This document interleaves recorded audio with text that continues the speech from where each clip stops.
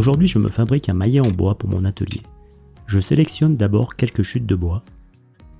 J'utilise mon plateau de coupe récemment réalisé pour mes serre-joints micro-J, qui est dans ce cas précis, très pratique, voire indispensable.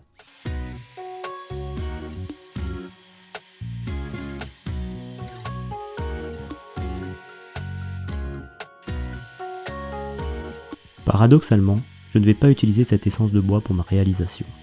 Je vais privilégier les chutes de chêne et de noyer pour concevoir ce maillet.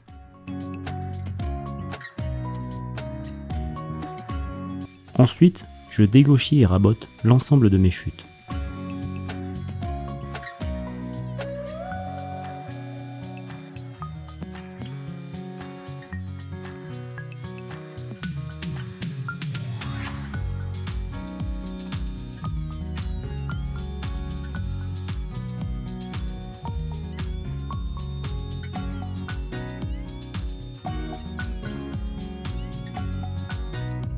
La tête sera en chêne et après un traçage au crayon, je ressuis mes traits à l'aide d'un scalpel.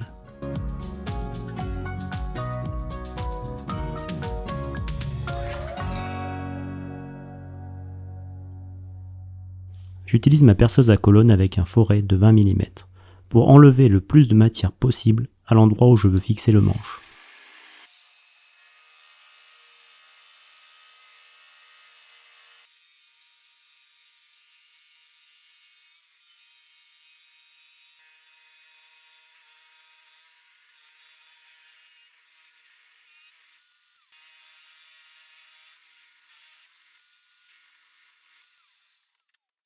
La finition est ensuite réalisée à l'aide d'un ciseau à bois.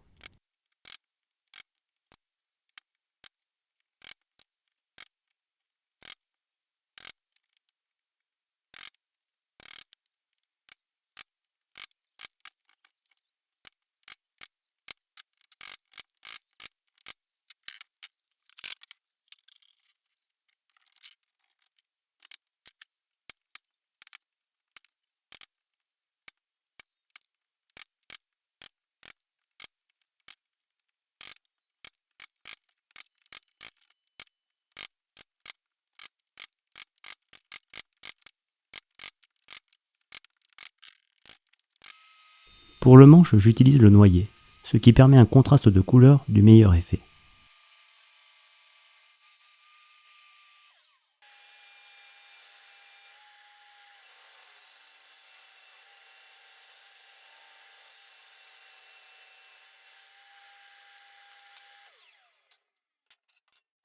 Je réalise ensuite des coupes d'angle de 5 degrés pour la table du maillet. La lame de 254 mm de ma scie table est vraiment juste en hauteur, mais ça le fait quand même, et une bonne lame bien affûtée permet de limiter les éclats lors d'une coupe aussi limite.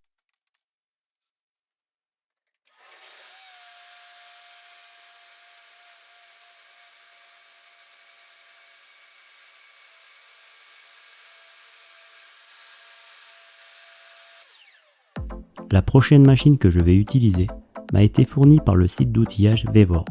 C'est donc pour cela que je vous fais une présentation rapide, car c'est un site que je ne connaissais pas. Ayez la curiosité de faire un petit tour, car il y a de nombreuses petites machines et plein d'autres choses pour différents secteurs, à des prix vraiment compétitifs, et plutôt bien notés dans l'ensemble. Pour ma part, j'ai hésité entre une scie à ruban d'établi ou un tour à bois pour m'initier au tournage sur bois. Et j'ai finalement opté pour la scie à ruban, car je me suis déjà retrouvé dans des situations où cela m'aurait bien aidé. Et pour preuve, je vais déjà l'utiliser dans ce projet.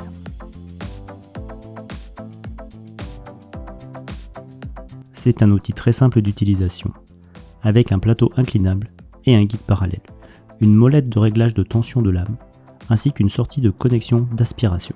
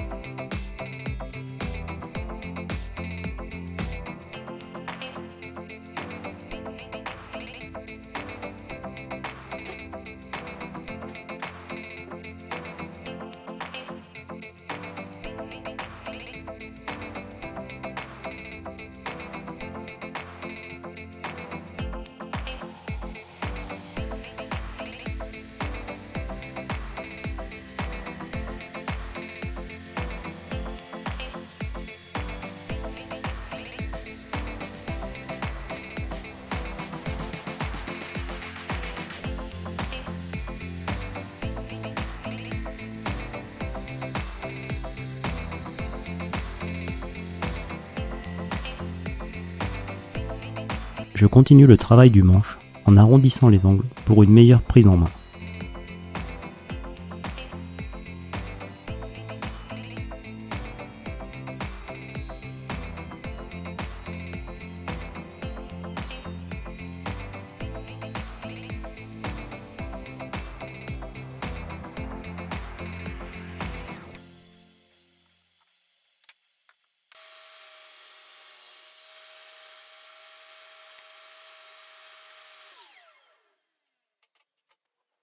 Ensuite, je fais 2 traits de coupe pour faciliter la mise en place du manche dans la tête du maillet, en pensant ensuite insérer des coins pour maintenir fermement le manche, mais tout ne va pas se passer comme prévu car j'ai fait quelques boulettes.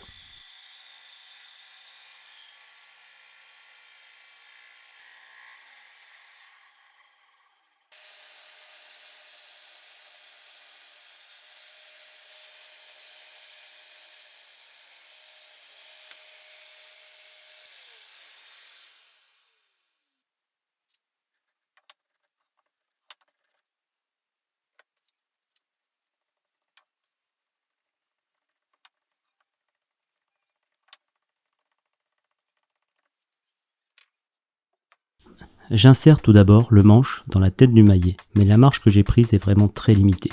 Première erreur.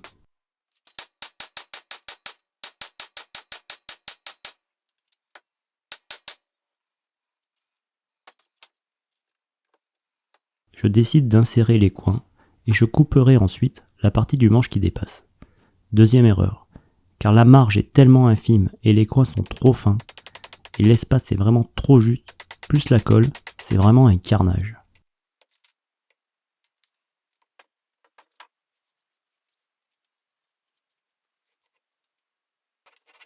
Pour rattraper un peu le coup, je coupe la partie qui dépasse et je décide d'insérer les coins, malgré l'espace très limité, et on va dire que finalement cela se passe pas trop mal. Et la certitude est que la tête du maillet ne va pas s'envoler au premier coup.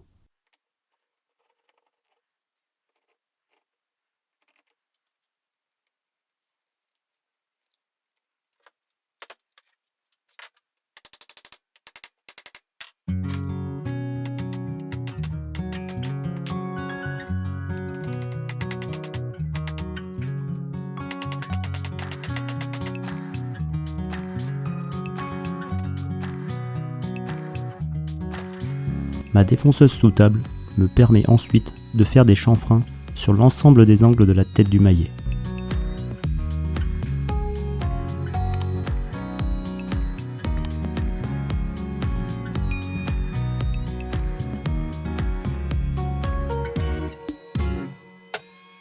Pour la finition, je passe du rubio transparent, ce qui fait ressortir les couleurs naturelles du bois.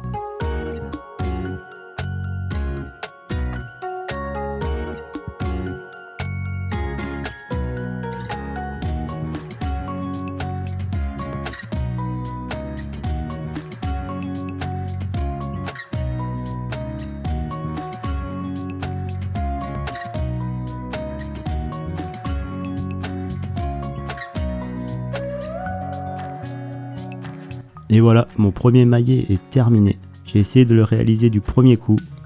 Au niveau caractéristique, il fait 312 mm de hauteur, une largeur de 150 mm, une épaisseur de 78 mm. La tête est en chêne et le manche est en noyer. Son poids est de 782 grammes. Merci d'avoir regardé cette vidéo. Bonne continuation dans vos projets. N'hésitez pas à liker, commenter et partager cette vidéo. Et moi je vous dis à bientôt.